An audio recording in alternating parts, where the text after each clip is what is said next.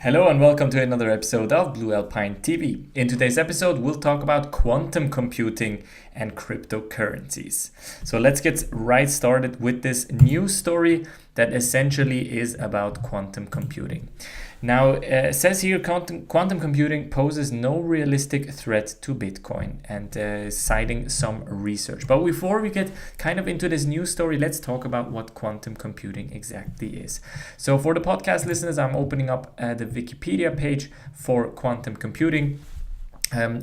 Without going too much into the technical details, and you can read pretty much the technical article here on Wikipedia. Essentially one sentence or two sentences here. Whereas common digital computing requires that the data be encoded into binary digits, so-called bits, each of which is always in one of two definitive states, 0 or 1. Quantum computation uses quantum bits, which can be in superpositions of states. So quantum computing essentially is quite an upgrade to normal computing as we know it. It will bring in much faster kind of computing speeds and will technically pose a certain amount of risk, mainly for cryptography. Why?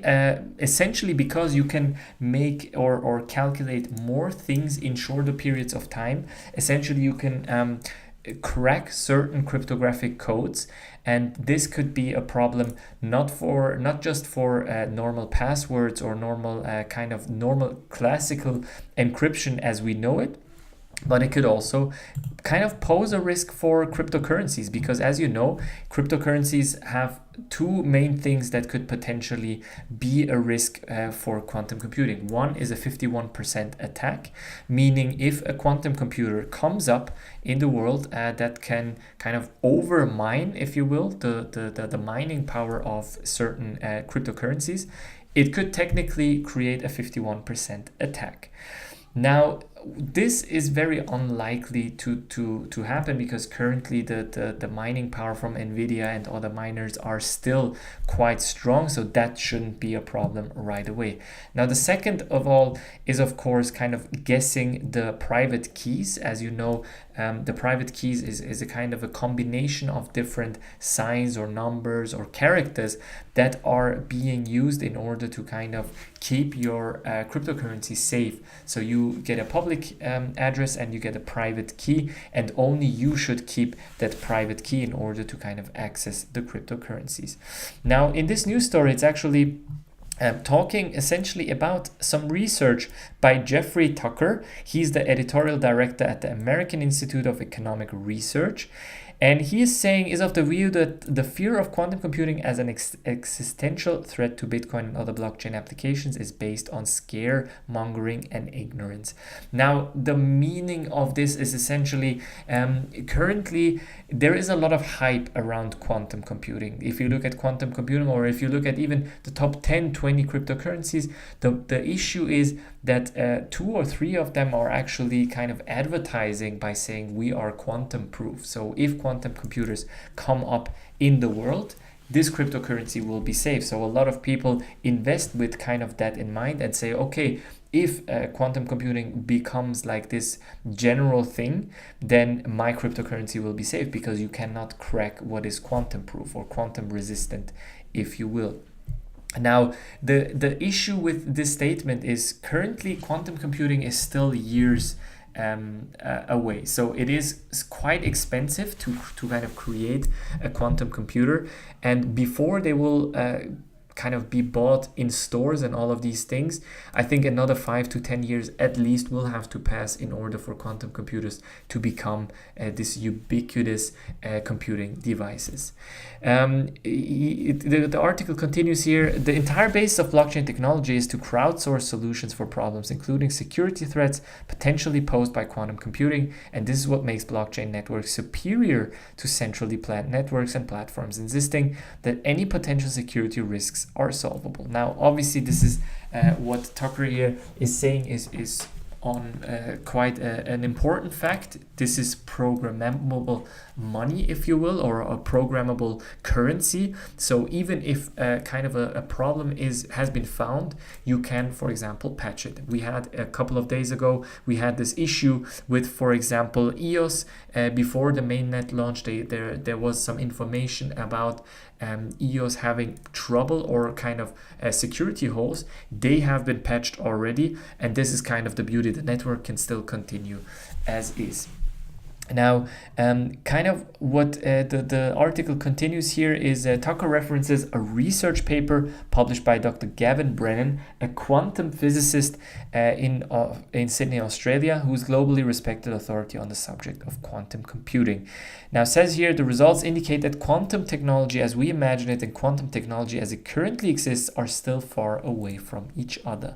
Now, this is exactly the thing. Now, obviously in research, or if you're in military or all of these things, quantum computing is probably being used these days. That doesn't mean that quantum technology to mine cryptocurrencies is being used as of today.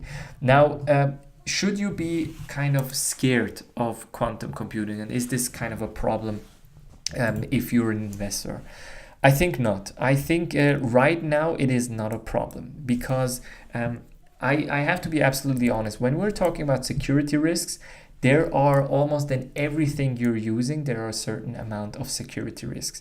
But what is the major or main security risk for all of these devices, be it mobile phones, computers, networks, all of these things, is in the first point, the human being. Humans are more of a potential security risk than actual devices, because yeah, devices can be hacked and can be patched, but a human person is kind of an easy target to hack quite quickly. There is an area in computer security called social engineering, and the idea is that without actually hacking a computer system, you are hacking the person, if you will, and are getting to that amount of information. There are different kind of things you can do in order to protect yourself, two-factor authentication, all of these things, a password manager, etc., etc. But I think the most important thing is to also have a healthy amount of paranoia, if you will. So I wouldn't, for example, if somebody calls you and tells you, well, I'm from your bank, please give me your e-banking password because there has been a security breach, you wouldn't give it to them because you won't believe that the bank has had actually this problem. Same as, for example, spam emails, be it from PayPal or like allegedly PayPal, obviously, that says, well, your account has been hacked. We need you to kind of reset or give us your previous password, something like this. And this is exactly the kind of things that you need to keep in mind as well. Cryptocurrency won't be different in that area. It will also have security holes and patches that will be created. However, if you as a human being kind of realize that you are the first target, for example, for your ledger or for your private key or for stuff like this, like even in crypto, we see all these scams floating around, be it on Twitter, or what I've also seen is kind of the airdrop for this XYZ coin is coming, just add your public key here and we'll send you the currency directly. And the second step is actually to enter your private key. And this is, I mean, stuff like this is really problematic. So you have to be really, really careful about these things. Use VPNs, always go HTTPS, try to check for kind of the certificate of the websites, use a ledger, kind of stay updated with your computer and with your system. Even the ledger and all of these things, they will also update if there is something happening. So the essence of this episode is to, as an investor, kind of calm you down and make you realize that yes, quantum computing is coming. Yes, quantum computing will be kind of a problem, but at the same time, you will be kind of in danger before that if you're not careful in this cryptocurrency world, by not kind of being secured with securing your devices, your passwords, and all of these things. Yeah, and with that, guys, we're already at the end of today's short episode. Make sure to like this video, subscribe to the channel, subscribe to the podcast. I will see you on the next one. Take care. Bye-bye.